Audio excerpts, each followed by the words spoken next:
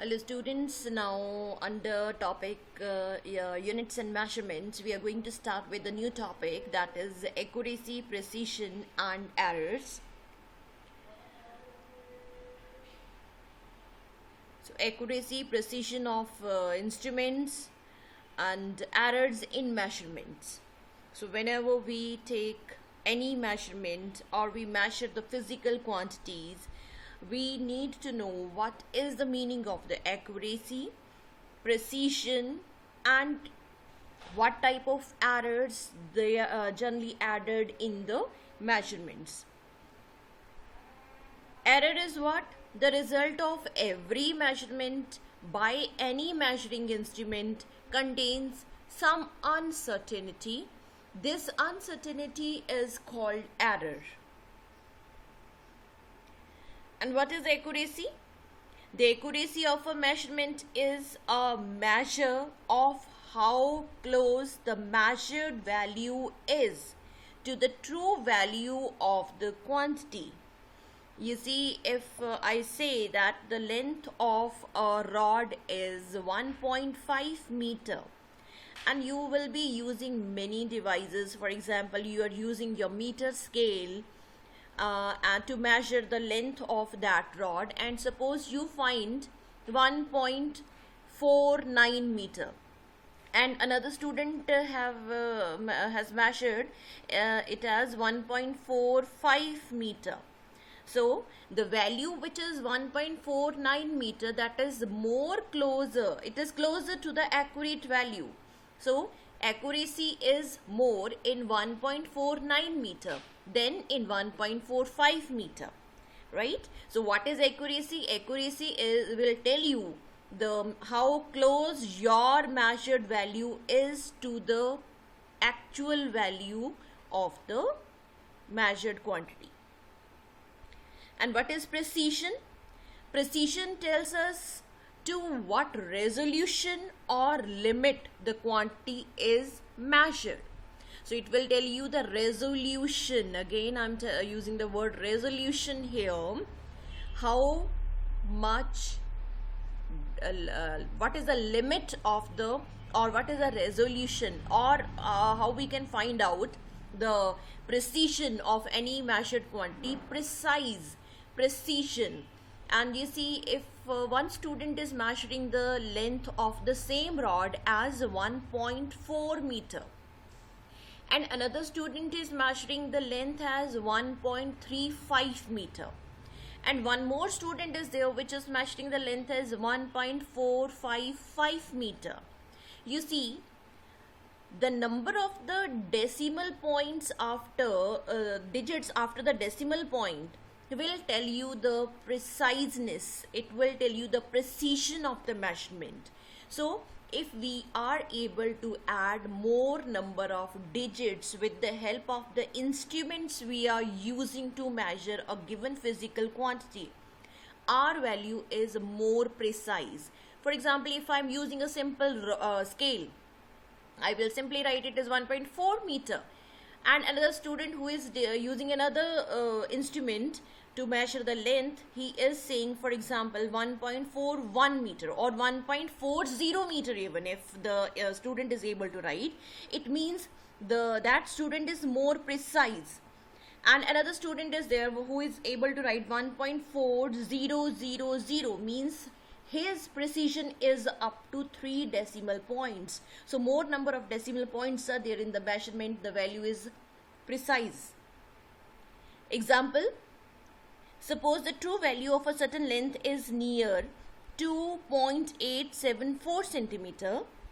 In one experiment using a measuring instrument, the resolution is 0.1 centimeter. The measured value is found to be 2.7 centimeter.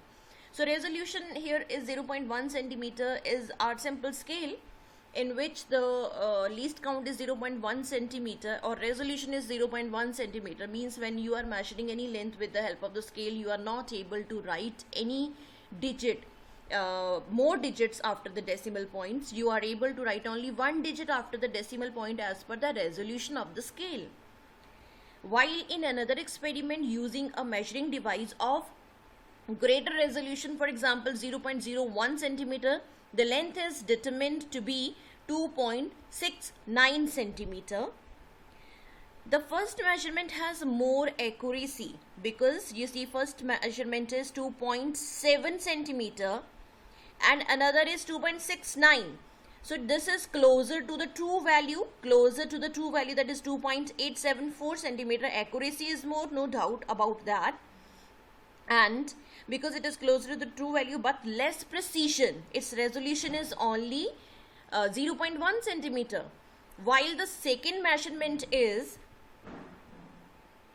less accurate but more precise. You see, it is away from the true value. This 2.69, it is away from the true value, but here the resolution is better, means you are able to write 2 digits after the decimal point. So here this value is more precise and less accurate. In generals, the errors in measurements can be broadly classified as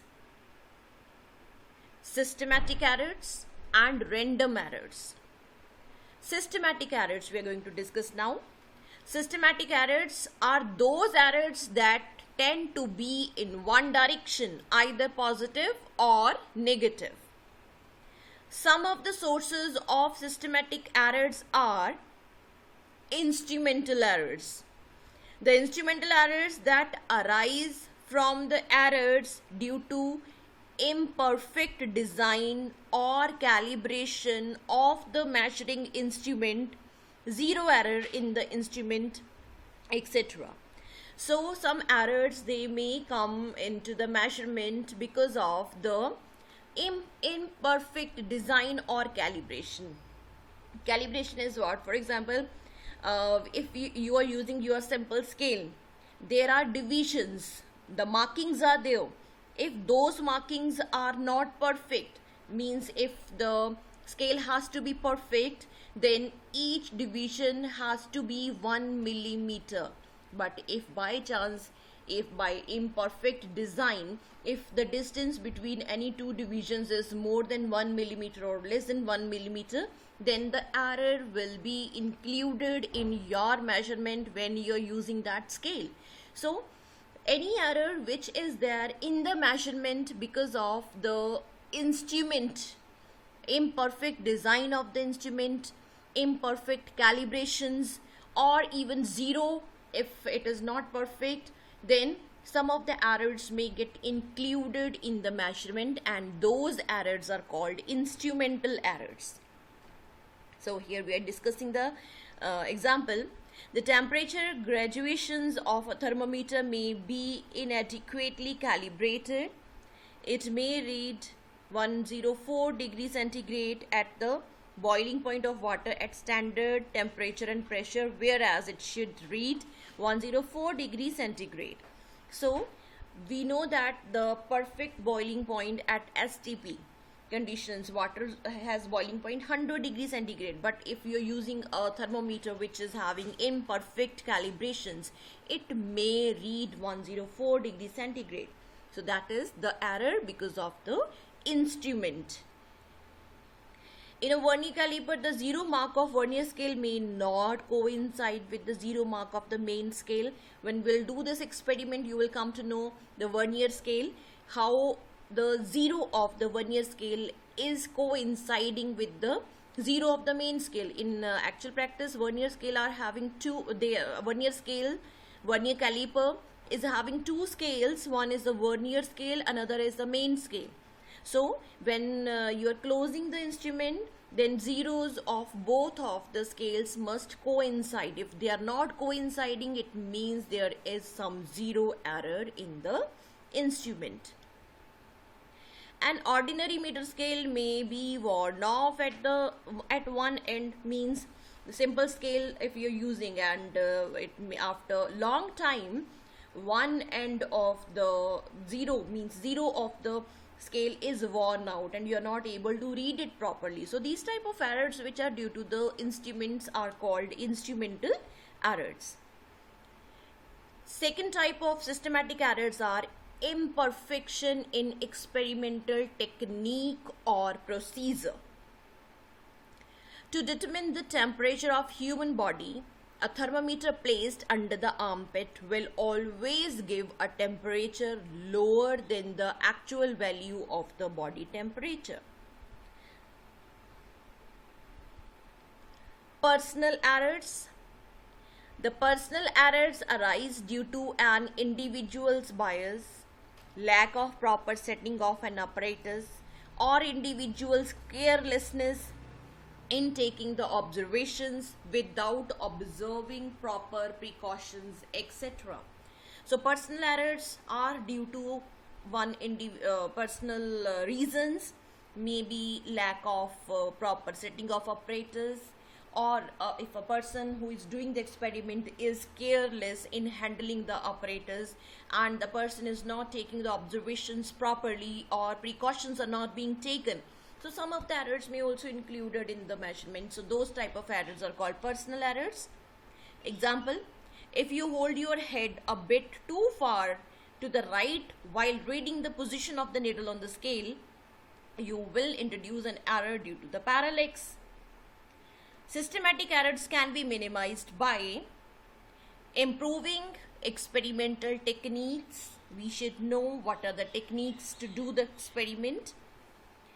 Selecting better instruments. We should select better instruments to reduce the instrumental errors. Removing personal bias as far as possible. So personal bias means you have to be very careful and you have to follow the proper techniques to do any experiment. So second type of errors are random errors. First type was systematic errors. Random errors. The random errors are those errors which occur irregularly and hence are random with respect to sign and size. As we have seen, systematic errors, they tend to be in one direction, either in positive direction or in negative direction, but random errors can be in any direction. They are irregular, right? And these can arise due to random and unpredictable fluctuations in experimental conditions. Personal errors by the observer taking readings, etc. So these errors may be included. For example, if you are using any metallic instrument and it is too hot and summer weather conditions, temperature is very high, and because we know that the metals, they expand during a very hot temperature, so there may be some instrumental, like we can say that this is not instrumental error, these are the experimental conditions. And similarly, personal errors, if a person is not able to take the readings properly, then also some of the errors randomly they may be included in the measurement. Example, when the same person repeats the same observation, it is very likely that he may get different readings every time. Next type of errors are least count errors. Least count is what? This is the smallest value that can be measured by measuring instrument, is called the least count.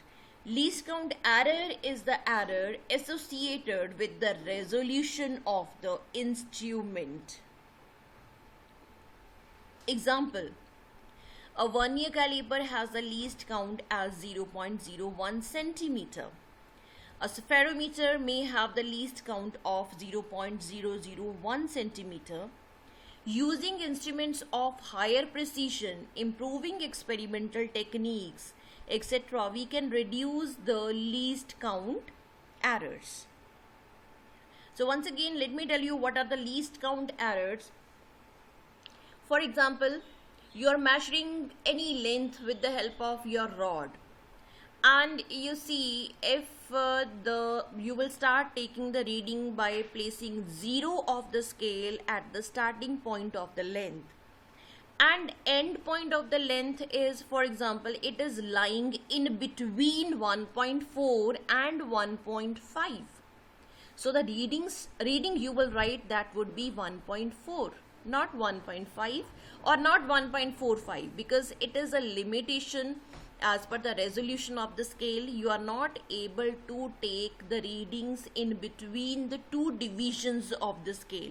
So that error is introduced in the measurement, and that error is the least count error. So that is the, like 1 millimeter is the least count. You cannot write 0.1 millimeter or 0.5 millimeter. You are not able to write it by yourself. So always you have to take the reading which has been crossed by the end point of the length or measurement. So those type of errors are the least count errors. And how we can reduce? Repeating the observation several times, and by taking the arithmetic mean of all the observations, the mean value would be very close to the true value of the measured quantity. So generally we take a large number of readings, and then we take the mean of all the readings, and we can, by taking the mean of all readings, we generally come closer to the actual value of the measurement. So this way we can reduce the errors in the measurement. One note is that least count error belongs to random errors category, but within a limited size it occurs with the both systematic and random errors. So this is all about today's lecture. Thank you very much.